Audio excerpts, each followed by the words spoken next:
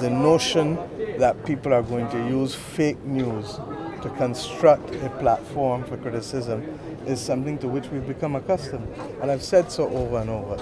And the bottom line is, Mr. Morris issued a statement on Saturday indicating that there was no conversation with any senior police officer, no call of anybody. So what is the challenge? Is the challenge I spoke and took a call from a man from Deacons Farm?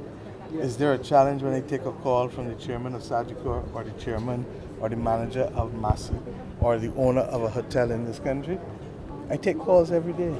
And in fact, the nation got it slightly wrong because when they referred to the youngster, the 9-year-old, that was last month, not last week.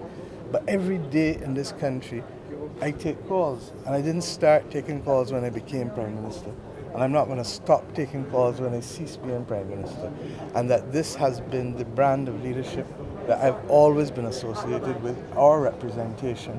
Because if you want to help people and represent people, you have to help solve their problems wherever possible. Now that's not always possible, and we accept that. But where it is possible, you do so, whether as an MP or a PM or as a minister.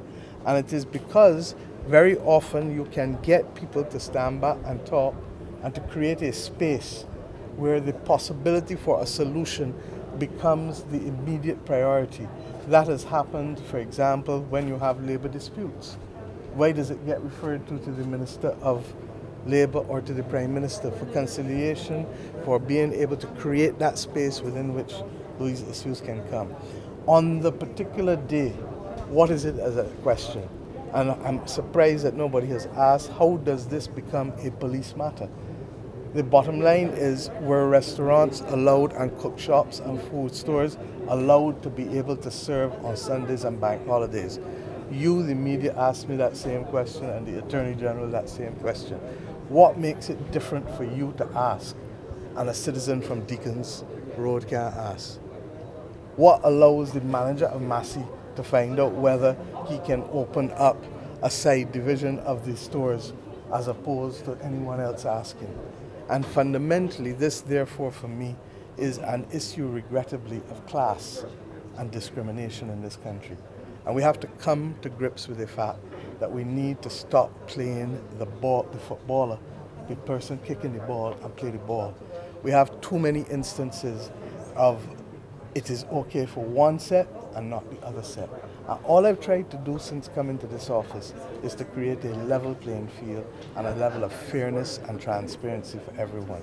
Explain to me how you could have Lakaban less than a mile away with the same tables and chairs outside, perhaps with less social distancing even, but you want to unfair the people in Deacons Road who on Good Friday come together to eat in circumstances where many of those youngsters don't even necessarily have the capacity to cook for themselves at home, but rely therefore on community cooking, as do many others in communities across this entire country. Now, the fact that people may feel or have a perspective of the young man is a different issue. But can I have a perspective of Sharon because she has short grey hair tinged with a hint of rose in it? Or do I have a perspective against people who are bald but have beards? At what point are you going to start, and at what point are you going to end? If they were in breach of the protocol, then believe you me, the police, the COVID monitoring unit, and whoever enforces protocols, not as a criminal action per se, but as a public health action, okay? And it is only when you speak to people and they don't adhere that you then really will come down rough, because we didn't set out to criminalize people, and that's not the intention of the directives or the government. But by the same token, for people who remain intransigent, that is always the extent to which the state can rely in order to enforce the reality. So I say to myself, and I smile, because if this is what a whole opposition party that used to be associated with taking calls and listening to people from Errol Barrett to David Thompson to Mr. Sandiford to Sir Lloyd, has now come to hold on as their rallying national call, then I know that the Democratic Labour Party has lost its way, and that I know that Mr. Pisa has forgotten what Representation 101 is about. that you must first be accessible to people, and two, that you must try to solve people's problems wherever you can. The notion that you can defer and kick down the line, kick down the ball down the road, as happened under the last government, is not a style of leadership with which I'm comfortable nor want to be associated with. When they could have solved the problems of the NCC workers at Cabinet by a simple policy decision, they told them, go and find your rights under the Employment Rights Act. That was a deferral. That was a set. I was not getting involved. When they could have solved the problem of the BIDC workers who simply needed a decision, they chose to send them to the law courts, if you recall. When people come, who was it, Contone, that had the song, Tomorrow? Tomorrow? Come back tomorrow. Come back tomorrow. Remember that? Why do you think Contone sang a song called Come Back Tomorrow if it was not a real problem for ordinary people in this country? Because we had a former leader who reveled in the fact that he walked around the country incognito and that there was basically a do not disturb sign on his office. I have said, call me anytime. And the fact that they and every other Barbadian has my number is not by accident. At Foundation School in 2016, when the sewage problem arose, you remember, I gave my number to the then Prime Minister, Frandel Stewart, 2629001. Remember, I said it's my WhatsApp number. And all manner of kind of Barbadians do it. I gave the example of the little boy who called me 5 or so Saturday nights ago in the hospital with his mother. Hungry, tired, mother there waiting for a while, but had no pass to get home. Father was in the car, sitting down, sleeping, waiting on them. It's 10:30 at night. I picked up the phone, called the people, and asked them to issue a pass. The father didn't even know that the son had reached out and called me for the pass. And I was totally shocked when the officials called him and said, look, this is the pass for you to be able to carry your daughter and son and yourself home while your wife remains at the hospital getting help. These things happen daily. But the mere fact that this has now occupied so much attention tells me that we are far better off in this country than we think on the major matters of national priority that matter to people. And therefore, I can only pray and hope that the rest who want to make noise remember another song, not this time by Cantone, but another song by Etana called Wrong Address. I don't know how many of you know it. If you don't know it, go and listen to it.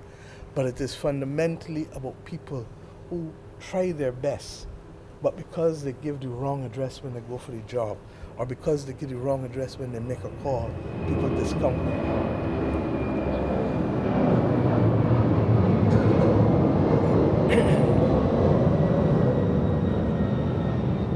We're still at the airport after all. But it's nice to hear the song they were playing too. So fundamentally, as I said, I asked myself, what is this about? Would this have been a police matter blown up to be on the front page if it was at La Cabana or Animal Flower Cave or any of these South Coast restaurants? And the question is, how do we see ourselves? And how do we judge ourselves? And you know, Mr. Barr said, do we like ourselves? What mirror image do we have of ourselves? And when we continue to play the man instead of playing the ball, I asked simple questions. And directors, were they adhering to physical distancing? The answer was yes. Were they adhering to the wearing of masks when not eating or drinking? The answer was yes. I said, what was the issue? Now, how does that elevate itself to front page and all of this media time when we still got people in Barbados who need help for different and real reasons? And when the same people coming out of these communities want an opportunity to be able to do more and do better. And my greatest battle is that having brought the country out of the initial grips of an economic crisis, that we now have been thrown back down last year by COVID through no fault of our own. Now, these are the battles that I want to be engaged in, and these are the discussions that I want to have. And that is why, even on the large national issues, that you will see me rise above partisan politics and treat to every Barbadian, because that is our duty and this is who we are. But for us to reduce this issue, that a man calls a prime minister on Good Friday, what do you think Earl Barr would have done when he received that call on Good Friday? What do you think Tom Adams would have done, Roy? You've been around long enough. What do you think, for those who are younger, Owen Arthur would have done? Or David Thompson would have done? There's only one prime minister I necessarily can't swear for in terms of what he would have done. But that is the nature of who we are as a people.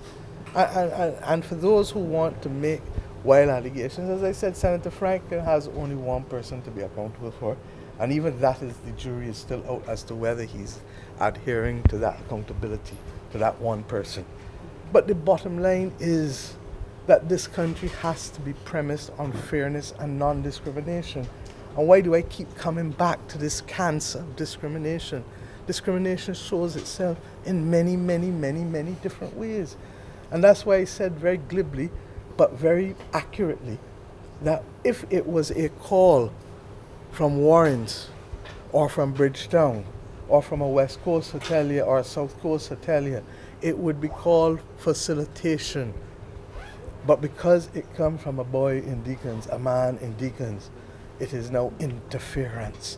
Have we looked in the mirror and seen ourselves recently and asked ourselves why we are perpetuating all of these myths about who we are?